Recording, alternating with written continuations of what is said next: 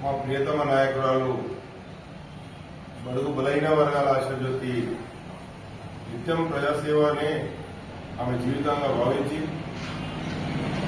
పిల్లలకు ప్రజల్లో ఉండి ప్రజాసేవనే ముఖ్యమని చెప్పి ప్రజల్లో ప్రజాసేవ చేసుకుంటున్న నాయకురాల మీద ఈరోజు అవిశ్వాసం పెట్టడం సిగ్గుచేటది. ఎందుకంటే పార్టీ మారినంత మాత్రాన మీరు అప్పుడే అవిశ్వాస తీర్మానం పెట్టడం ఇది వికారాబాద్ జిల్లా ప్రజలు కాదు, యావత్ తెలంగాణ ప్రజలు దీని మీద స్పందిస్తున్నారు. ఎందుకంటే గత మూడు పర్యాలు ఆమె చైర్మన్ గా పనిచేసి ఎన్నో అభివృద్ధి కార్యక్రమాలతో పాటు సంక్షేమ పథకాలతో పాటు మరి వ్యక్తిగతంగా కూడా ఎన్ని సేవా కార్యక్రమాలు చేసుకుంటూ ప్రజలకు అండగా ఉండి ఎల్లప్పుడూ కూడా ప్రజల్లో తిరుగుకుంటూ ప్రజాసేవ చేసుకుంటూనే ఆమె ప్రజల్లో తిరుగుతున్న నాయకురాలు. ఆమెపై ఇప్పుడే శ్రీనివాస్ రెడ్డి చెప్పినట్టు గత టీఆర్ఎస్ ప్రభుత్వం టీఆర్ఎస్ నాయకులు ఆమెపై దాడులు చేయించారు, ఎమ్మెల్యేలు దాడులు చేయించారు. ఆమె సొంత జడ్పీ నుంచి నిధులు పెట్టి అభివృద్ధి కార్యక్రమాలు శంకుస్థాపనలు పెడితే ఇదే పెద్దమూరు మండలంలో ఆమె పెట్టిన శంకుస్థాపన బండని ఆ రోజు ఇక్కడ ఉన్న స్థానిక ఎమ్మెల్యే రోహిత్ రెడ్డి అనుచరులు ఆ శంకుస్థాపన బండని కూడా ఆ రోజు బలపెట్టడం జరిగింది. అదేవిధంగా వికారాబాద్ లో కూడా మరపల్లి మండలంలో కూడా ఆమె కారుపై దాడి చేయడం జరిగింది. ఇన్ని అవమానాలు కూడా భరించుకుంటా ఆమె టీఆర్ఎస్ పార్టీలో కొనసాగి గత ఎమ్మెల్యే ఎలక్షన్ లో కూడా టీఆర్ఎస్ పార్టీలోనే ఆమె పనిచేసినాక కూడా ఈ రోజు టీఆర్ఎస్ పార్టీని నిలిచి కాంగ్రెస్ పార్టీలో పోయిందని చెప్పి వీళ్ళు అవిశ్వాస తీర్మానం పెడుతున్నారు. నేను ఒకటే అడుగుతున్నా, కాంగ్రెస్ పార్టీలో గెలిచిన రోహిత్ రెడ్డి తల్లి టీఆర్ఎస్ పార్టీలో తిరుగుతున్నదా? ఆమె కాంగ్రెస్ పార్టీ బీపా మీద గెలవలేదా? మరి ఆమె ముందు రాజీనామా పెట్టాలి కదా. ఆమె రాజీనామా పెట్టకుండా ఈరోజు అవిశ్వాస తీర్మానం మీద ఆమె సంతకం పెట్టి ఈరోజు ఆమెను దిబ్బరిపోతుంది. ఆమె కూడా కాంగ్రెస్ పార్టీకి బీపా మీద గెలిచినామే కదా. ఇవన్నీ ఎంతో మంది కాంగ్రెస్ పార్టీలో గెలిచి టీఆర్ఎస్ పార్టీలో ఏం కాలేరా? ఎన్ని రకాలుగా ఏ పార్టీలో ఎవరెవరు చేస్తలేరు, ఎవరెవరు చేయట్లేరు.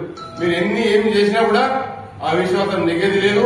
ఈ అవిశ్వాసానికి ఇప్పుడున్న జడ్పీటీసీలు చాలా మంది కూడా బలవంతంగా తీసుకుపోయి సంతానం పెట్టినారు. కానీ వాళ్ళు కూడా జడ్పీటీసీలు కూడా వాళ్ళు కూడా ఎన్నో కార్యక్రమాలు చేయడం జరిగింది. జడ్పీ చైర్మన్ గారు ఉన్న జడ్పీటీసీలు కూడా అరే మా అమ్మ మీదనే మేము అవిశ్వాస తీర్మానం పెట్టాల్సి వస్తున్నది, వాళ్ళకు బలవంతంగా అక్కడ ఉన్న నాయకులు వాళ్ళ ద్వారా వాళ్ళ సంతకాలు పెట్టి ఈ రోజు అవిశ్వాస తీర్మానం పెడుతుంటే వాళ్ళ మనసుతోని వాళ్ళు పోయి అవిశ్వాస తీర్మానం ఏ జడ్పీటీసీ కూడా వాళ్ళు పెట్టడానికి పోలేదు.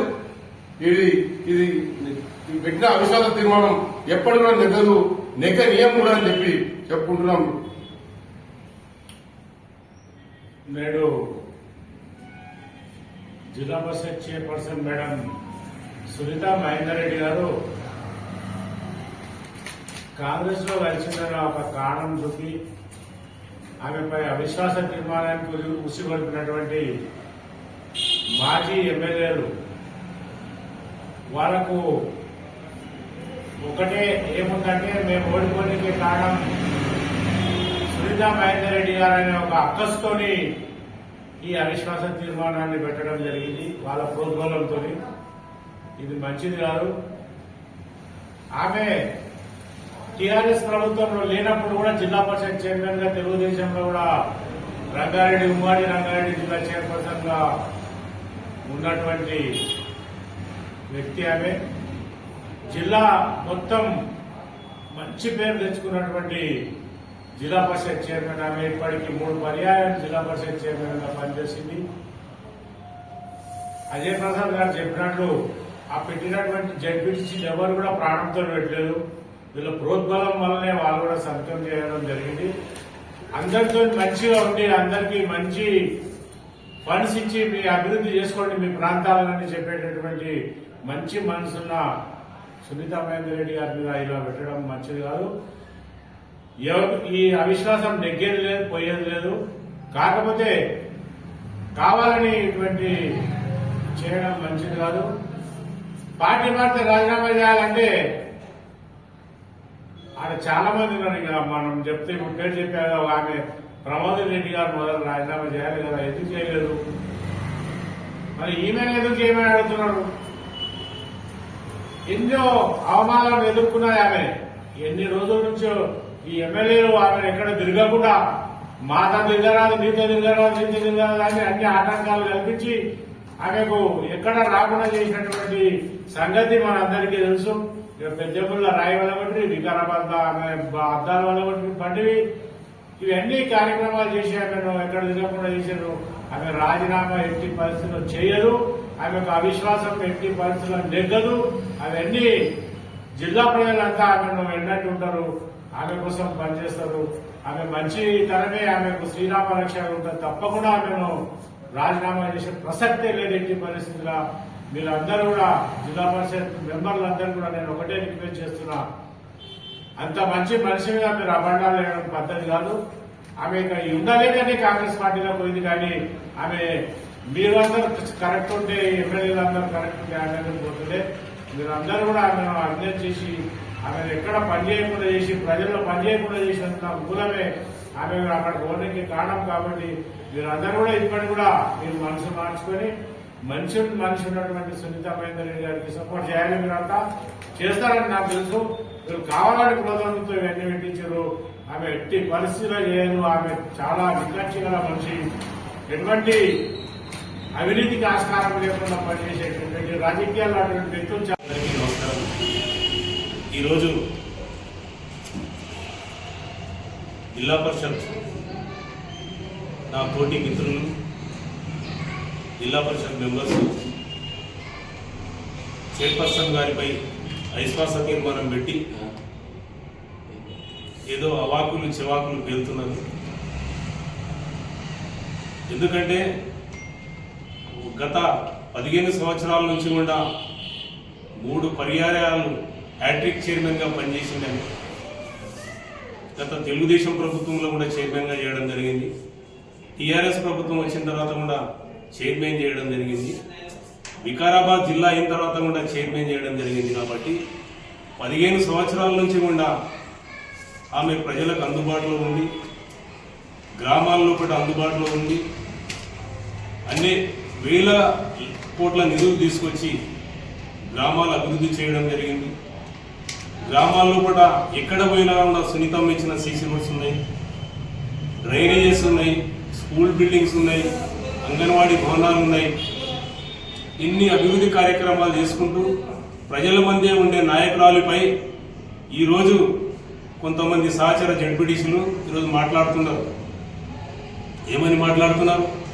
ఈరోజు పార్టీ ఇడిచిపెట్టిపోయింది అని. దానికి కారకులు ఎవరు? పార్టీ ఇవ్వడానికి కారకులు ఎవరు? గత 5 సంవత్సరాల నుంచి ఆమెపై ఎన్ని నిందలు మోపిండ్రు, ఎంత హరాస్మెంట్ చేసిండ్రు. ఏకంగా వికారాబాద్ జిల్లాలోని వికారాబాద్ నియోజకవర్గంలో మర్పల్లి మండలంలో ఏకంగా ఆమెపై దాడి కూడా జరిగింది. దాడి జరిగిన తర్వాత ఆ రోజు ఆమె భర్త గారైనటువంటి పట్నం మహేందర్ రెడ్డి గారు గత ప్రభుత్వం లోపల ఉన్న కేసీఆర్, కేటీఆర్ దృష్టికి తీసుకెళ్లారు. ఈ విధంగా దాడి జరిగిందంటే ఒక ఎమ్మెల్యే కనిసైగలతోటి దాడి జరిగిందని చెప్తే ఆ రోజు కిమ్మనలేదు ఈ ప్రభుత్వం. ఇటువంటి ప్రభుత్వంలో కూడా ఆమె 5 సంవత్సరాలు జడ్పీ చైర్మన్గా నన్ను ప్రజలు ఎన్నుకున్నారు, నేను ప్రజలకు సేవ చేయాలనే ఉద్దేశంతో ఆ స్థానంలో కూర్చొని ఆమె పరిపాలన చేయడం జరిగింది.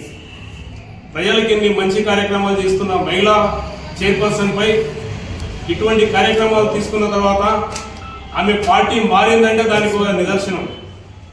ఎందుకంటే గత 5 సంవత్సరాలు కూడా ఆ స్థానంలో కూర్చొని ఈరోజు ఆ స్థానాన్ని విడిచిపెట్టి వేరే పార్టీలో చేరిందంటే కారణం ఏంది? దేనికి నుంచి చేరిందని మీ గత ప్రభుత్వంలో కూడా ఆమె మీద జరిగిన అరెస్ట్మెంట్ కానీ దాడులు కానీ ఇవన్నీ దానికి కారణం. ఈరోజు కూడా ఆమె నిర్ణయానికి తీసుకోనికి కారణం మీరు ఆ రోజు గతంలో మహేందర్ రెడ్డిని పార్టీలో చేర్చుకున్నప్పుడు, టీఆర్ఎస్ పార్టీలో చేర్చుకున్నప్పుడు ఆ రోజు రంగారెడ్డి జిల్లాలో కూడా టీఆర్ఎస్ పార్టీ పరిస్థితి ఏంది? గత 10 సంవత్సరాల్లో కూడా టీఆర్ఎస్ పార్టీ పరిస్థితి ఏ విధంగా ఉంది అని చెప్పి గత ప్రభుత్వంలో ఉన్న పెద్దలు గుర్తించవలసిన అవసరం ఉంది. అయిన తర్వాత కూడా ఈరోజు వాళ్ళకి ఇన్ని అవమానాలు జరిగిన తర్వాత పార్టీలో ఇంత జరిగిన పార్టీలో కూడా మేము ఏ విధంగా ఉండాలని ఉద్దేశంతో వాళ్ళు పార్టీ మారడం జరిగిందే తప్ప ఏ స్వార్థం కోసమే కానీ దేనికోసమే కానీ పార్టీ మారలేరు. ఈరోజు మేము ప్రజలకు అందుబాటులో ఉండి ప్రజలకు సేవ చేయాలనే ఉద్దేశంతో పార్టీ మారింది కాబట్టి సహచర జడ్పీటీసీలందరూ కూడా ఆలోచన చేసే విషయం ఉన్నది. మీరు గత 4 సంవత్సరాల నుంచి కూడా ఆమెతో పాటు అందరం ప్రయాణం చేసినాం. ఏ విధంగా ప్రయాణం చేసినాము అనేది అందరికీ తెలిసిన విషయం. ఈరోజు నిన్న పార్టీ మారింది, ఈరోజు మీరు అవిశ్వాసం పెట్టి ప్రెస్ మీట్ పెట్టడం మంచి పద్ధతి కాదని సహచర జడ్పీటీసీలకు కోరుతా ఉన్నాను.